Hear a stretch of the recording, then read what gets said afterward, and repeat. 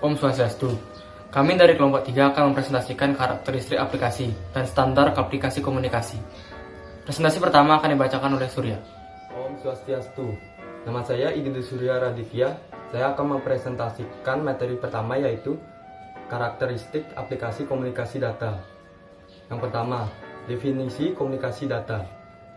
Komunikasi data adalah pertukaran data antara dua perangkat melalui beberapa bentuk media transmisi seperti kabel kawat.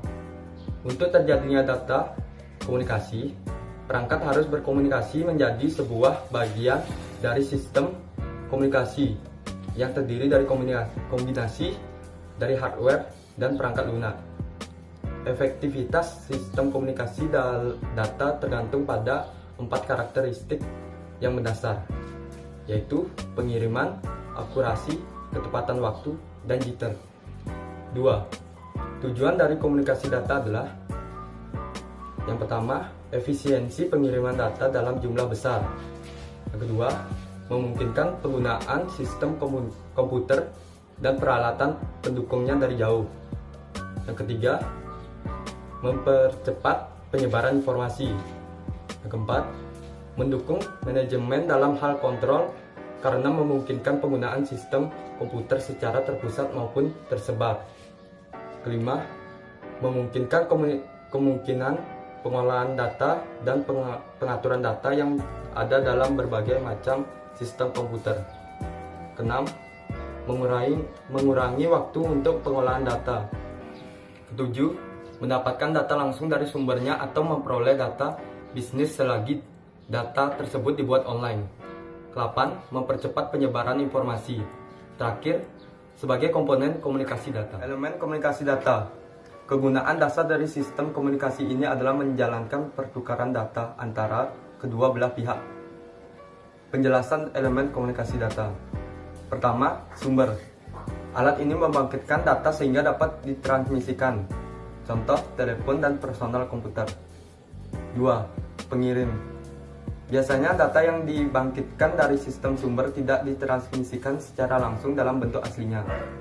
Sebuah transmitter cukup memindah dan menandai informasi dengan cara yang sama seperti menghasilkan sinyal-sinyal elektromagnetik yang dapat ditransmisikan melewati beberapa sistem transmisi berurutan. Sebagai contoh, sebuah modem tugasnya menyalurkan suatu digital bit stream dari suatu alat yang sebelumnya sudah dipersiapkan, misalnya PC, dan mentransformasikan bit stream tersebut menjadi suatu sinyal analog yang dapat melintasi melalui jaringan telepon. 3. Sistem transisi.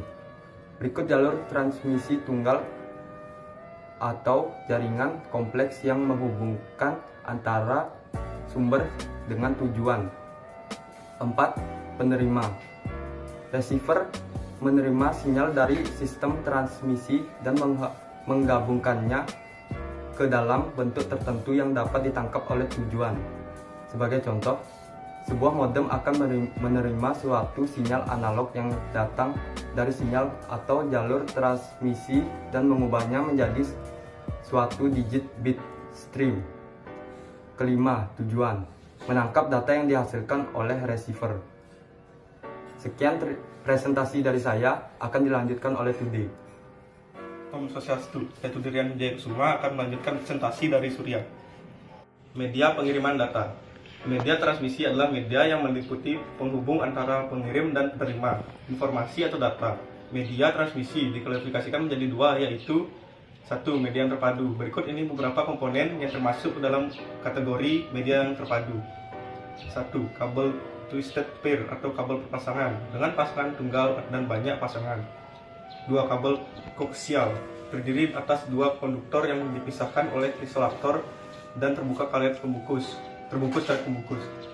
3. Optical fiber terbuat dari kaca yang menyalurkan cahaya sebagai pembawa sinyal. 2. Media tidak terpadu. Wireless sebagai media pengirim data menggunakan medium udara yang sekaligus berfungsi sebagai media penyaluran sinyal elektromagnetik, bisa dikategorikan sebagai media tak terpadu yang banyak digunakan di masa sekarang. Beberapa bentuk dari media yang tidak terpandu dijabarkan sebagai berikut. WPAN, Wireless Personal Area Network. WPAN adalah network yang terbentuk dari beragam perangkat dengan capaian 10 meter. WPAN menggunakan gelombang radio 2,4 GHz dengan penggunaan perangkat berbasis Bluetooth.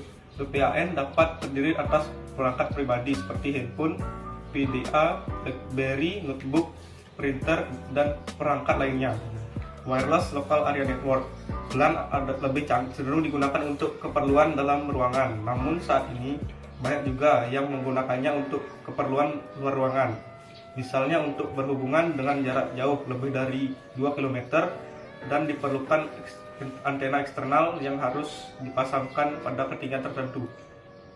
WMAN, Wireless Metropolitan Area Network.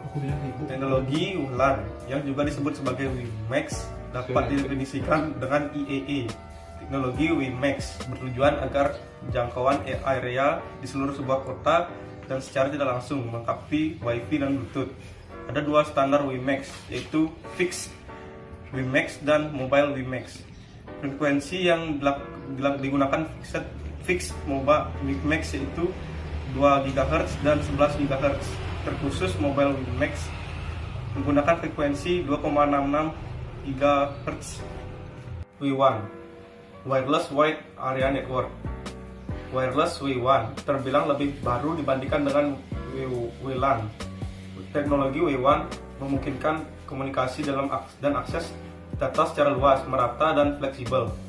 WiWAN dengan menggunakan teknologi network seluler seperti WiMAX, UMTS, GPRS, FG, CDMA 2000, GSM, CDPD, Nobitex, HSDPA atau 3G untuk komunikasi data. Presentasi selanjutnya akan dibacakan oleh Forbi. Om Swastiastu. Saya Gusti Kadevobi Sastra Maba, absen 8. Kali ini saya akan melanjutkan presentasi dari Today. Komunikasi audio. Komunikasi audio adalah komunikasi yang terjadi antara sistem dalam bentuk suara yang ditransmisikan ke dalam bentuk jaringan. Komunikasi ini bisa terjadi dalam dua perangkat atau lebih, namun biasanya terjadi dalam dua perangkat, yang diantaranya perangkat satu dengan yang lainnya saling terhubung oleh jaringan, baik jaringan lokal maupun luar. Jenis-jenis komunikasi audio. Dalam komunikasi audio terdapat berbagai macam audio yang dapat kita ketahui. Biasanya ada 4 macam, yaitu audio streaming. Audio streaming adalah jenis audio yang langsung diputar di internet. Hal ini tentu berbeda dengan yang di-download atau disimpan terlebih dahulu lalu diputar.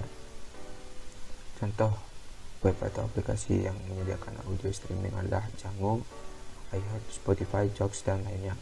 Audio visual. Audio visual adalah perangkat sound system yang dilengkapi dengan penampilan gambar, biasanya digunakan untuk presentasi, home theater, dan lain sebagainya. Audio response.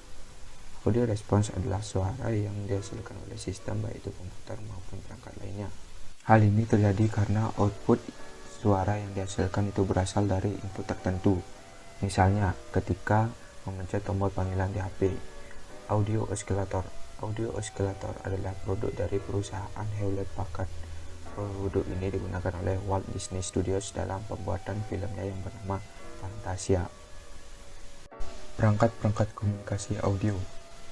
Audio codec bukan fungsi kompresi sinyal audio dan bandwidth. Audio controller. Audio controller adalah melakukan fungsi kontrol terhadap pengaruh akustik yang tidak dikendaki dari speaker terhadap mikrofon seperti suara mencuit, echo, dan lain-lain. Mikrofon dan speaker merupakan perangkat input atau output dalam sistem audio, sedangkan komunikasi audio adalah komunikasi yang dilakukan dengan menggunakan lambang verbal atau bahasa yang disampaikan secara lisan. Jenis-jenis format audio. Format audio terdapat MP3 atau MPEG setengah, audio layer 3. MP3 adalah format audio yang paling populer pada saat ini. Format ini menggunakan algoritma audio velocity compression yang dapat mengurangi ukuran file. MP3 dikembangkan di Jerman Fraunhofer Institute dan berbasis format MPG, AIFF, dan AIFC Audio Interchange File Format. AIFF adalah format file yang tidak dikompres yang dikembangkan oleh Apple pada Macintosh dan platform Unix. OGG dan OGG Vorbis. OGG adalah format multimedia gratis yang dirancang untuk streaming dan penyimpanan yang sangat efisien. OGG dikembangkan oleh xiph.org Foundation. Begitu juga OGG Vorbis yang merupakan kodek audio gratis. Contoh komunikasi audio. Terdapat berbagai produk dengan cara kerja komunikasi audio, contohnya seperti telepon, radio, dan tape recorder. Telepon adalah sebuah alat yang dimana harus terdapat dua perangkat agar komunikasi dapat berjalan. Telepon menggunakan sinyal gelombang radio yang diubah ke data audio. Radio. Jika telepon membutuhkan dua perangkat agar terhubung, maka radio cukup satu, karena radio hanya bisa bertindak sebagai penerima data dan tidak bisa menjadi server pengirim data. Untuk server sendiri membutuhkan alat khusus yang menggunakan frekuensi audio agar bisa memancarkan sinyal radio dan dapat diterima oleh radio. Presentasi selanjutnya akan dibacakan oleh Satria. Om Swastiastu, saya Satria Kusuma akan melanjutkan presentasi dari PODI. Komunikasi video. Komunikasi video adalah suatu penyampaian informasi secara tampak atau visual. Singkatnya, hal yang dapat dilihat mata manusia seperti video yang ditampilkan secara sinkron, juga bersamaan melalui media jaringan lokal maupun internet. A. Macam-macam komunikasi video. Video IP. Video IP adalah sebuah video yang dilewatkan melalui IP. Video ini dapat dipancarkan ke publik baik melewati satelit, melalui kabel, dan melalui IP atau format radio analog. Video teks. Video teks adalah pelayanan informasi interaktif dari komputer pusat yang memungkinkan individu untuk meminta kerangka informasi dari komputer pusat melalui telepon atau kabel untuk ditampilkan ada layar tampilan video, umumnya televisi rumah. Video out. Video out adalah perangkat keras seperti kamera yang kameranya dapat ditampilkan di layarnya lainnya dengan cara disambungkan ke layar televisi atau layar lainnya. Jadi intinya seperti video di kamera keluar ke layar lainnya, maka dari itu dinamakan video out. Video RAM. Video RAM atau VRAM adalah penyimpanan komputer media gambar yang ditampilkan di monitor yang bertindak sebagai buffer antara CPU dan kartu grafis.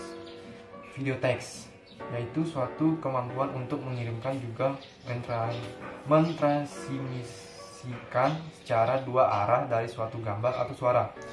B. Manfaat komunikasi video. Dapat memberitahukan informasi tanpa harus bertemu langsung dengan penerima informasi. Menghemat biaya karena kita tidak perlu bertemu dengan begitu. Kita akan menghemat biaya transportasi.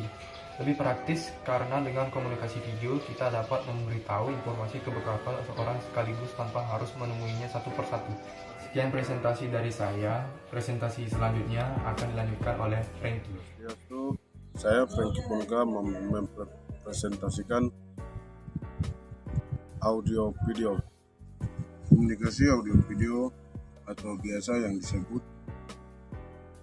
audio visual adalah proses atau hal yang disampaikan berupa informasi kepada orang lain berupa gambar sekaligus mendengarkan atau audio.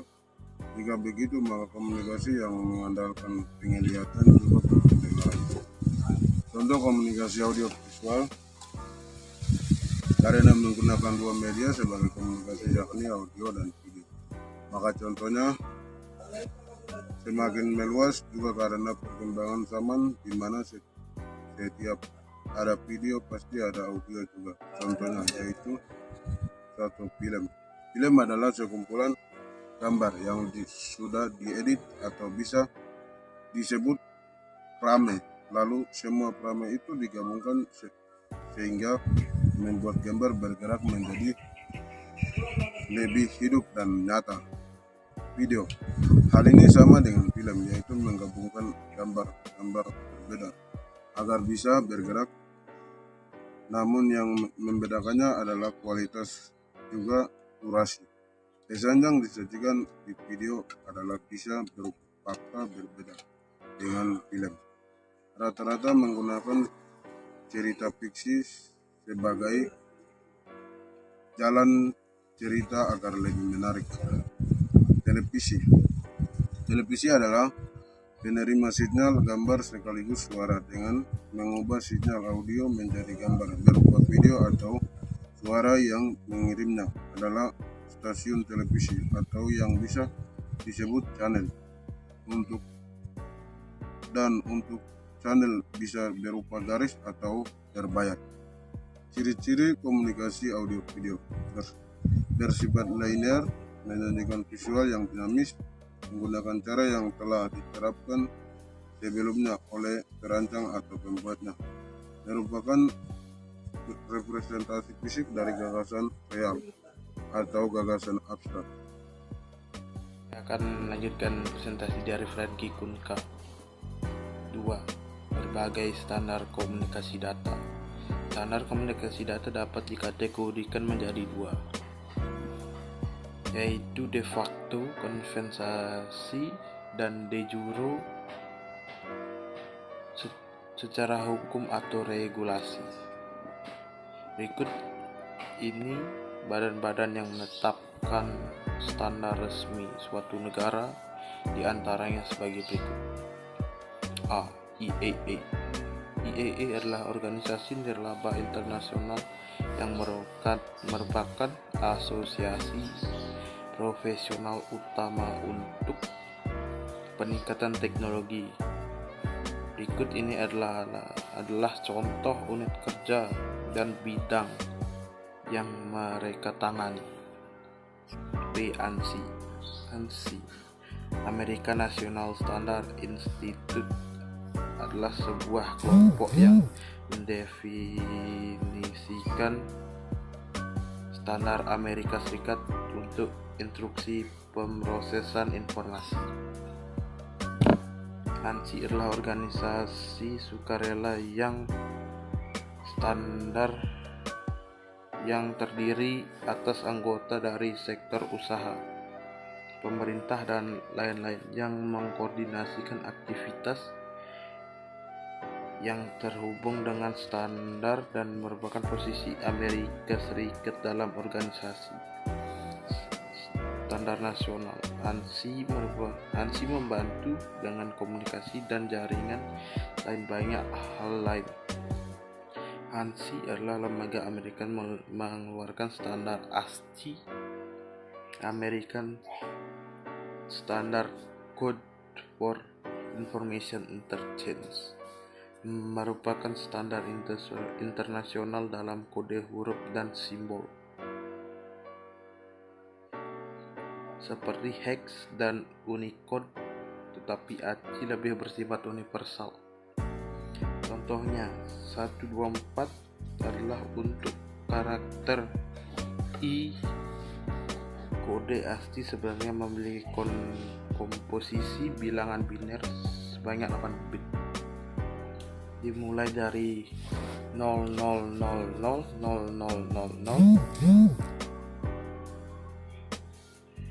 hingga 1111111111.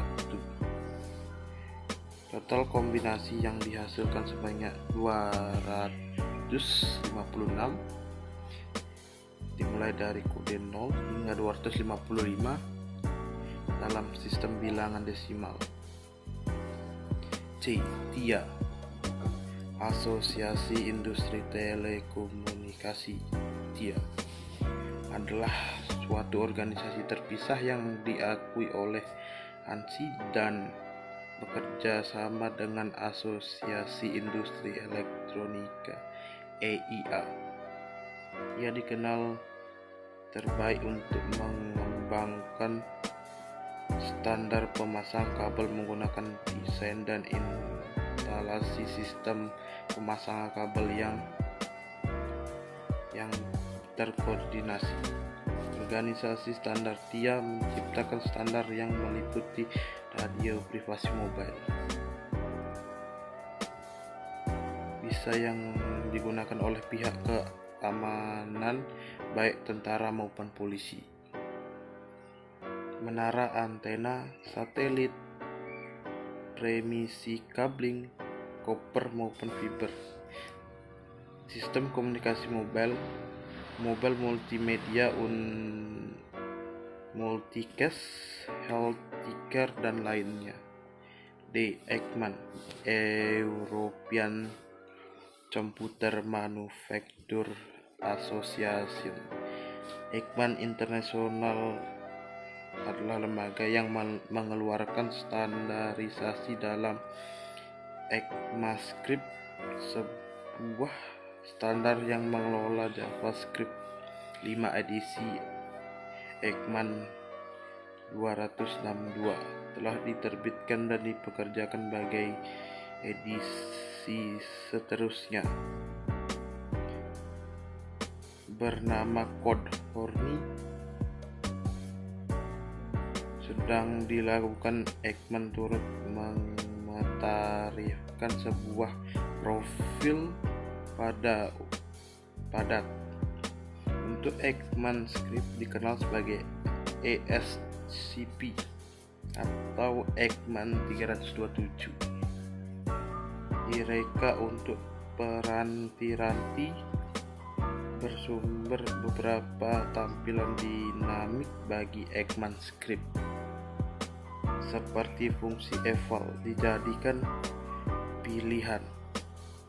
Lantas membolehkan runtime membuat lebih banyak anggapan tentang perilaku atau cara, dan dengan itu prestasi dapat ditingkatkan pada masa jalan.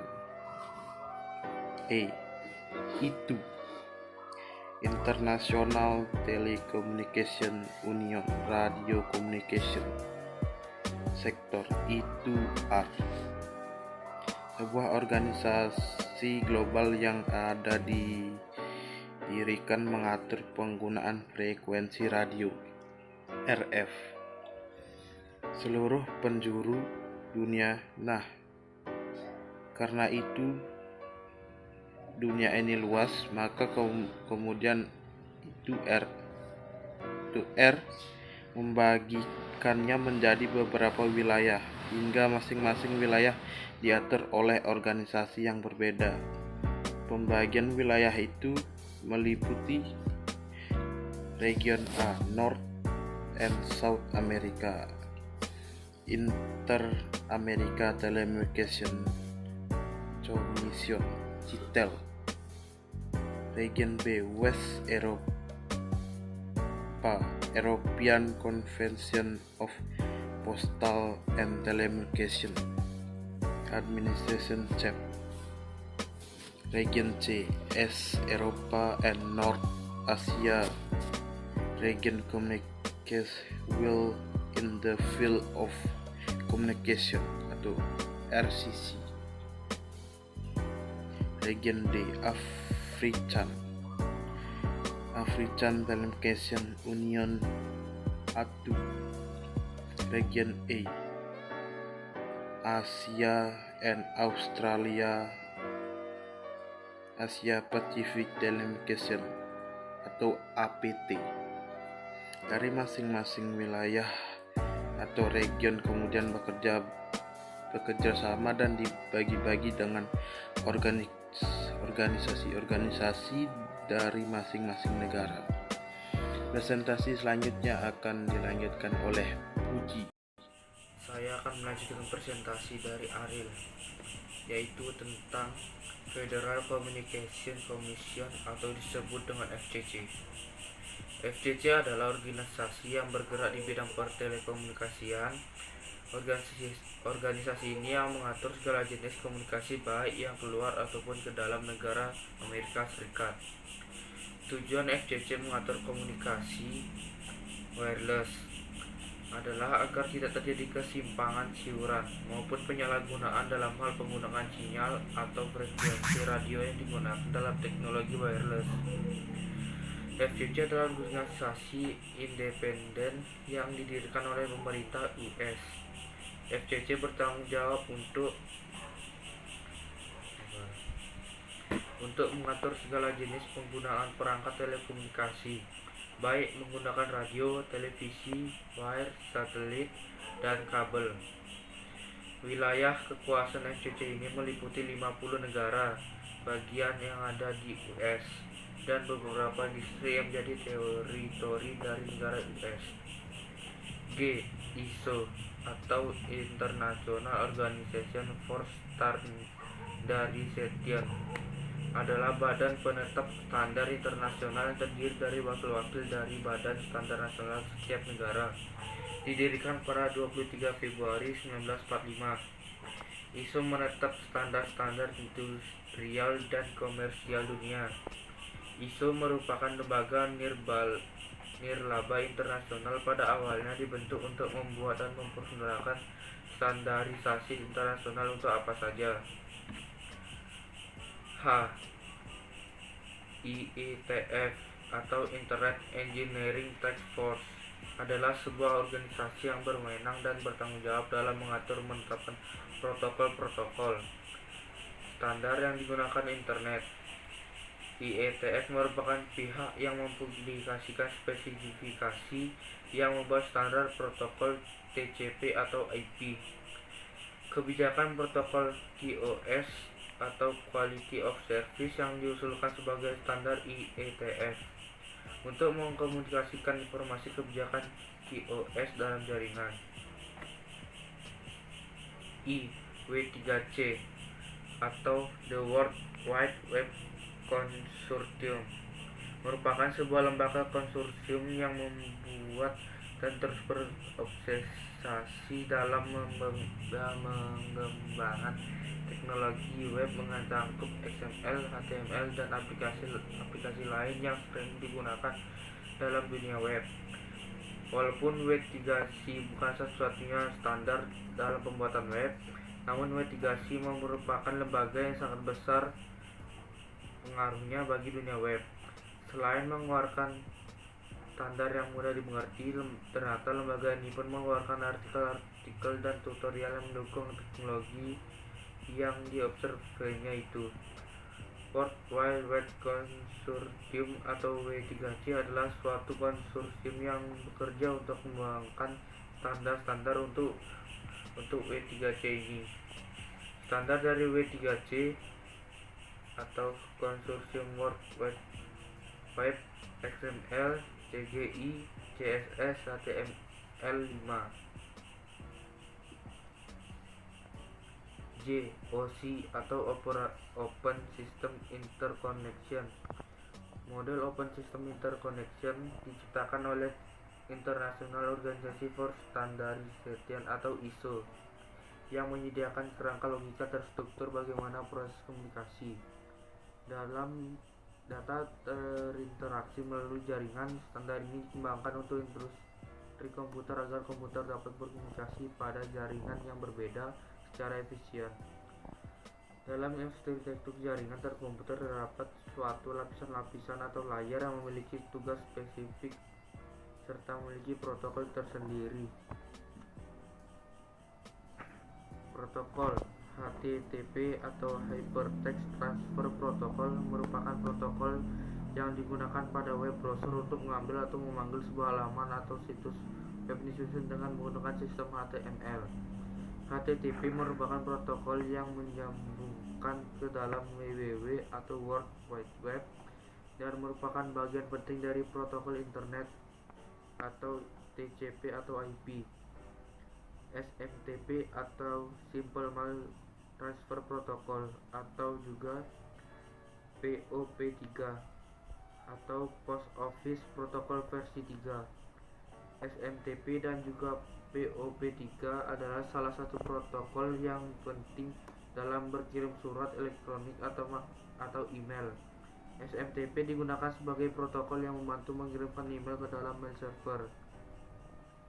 FTP atau File Transfer Protocol digunakan untuk melakukan pengiriman atau pentransferan data di dalam sebuah jaringan internet. Dengan menggunakan protokol FTP ini, Maka user dapat mengirimkan file dan juga data ke komputer lainnya hanya dengan menggunakan aplikasi saja, tanpa perlu repot menggunakan flash drive. DHCP atau Dynamic Host Configuration Protocol digunakan untuk membantu melakukan konfigurasi alamat IP dari komputer secara otomatis dalam sebuah jaringan komputer. Telnet atau Telecommunication Network digunakan untuk melakukan akses jarak jauh terhadap suatu komputer atau remote, dapat menjalankan komputer dari jarak jauh tanpa perlu meremote langsung ke tempat di mana komputer itu berada. Presentasi berikutnya akan saya berikan kepada Satria. Om Swastiastu, saya Satria Putra akan melanjutkan presentasi dari Puji. Standar Internet atau Internet Standar.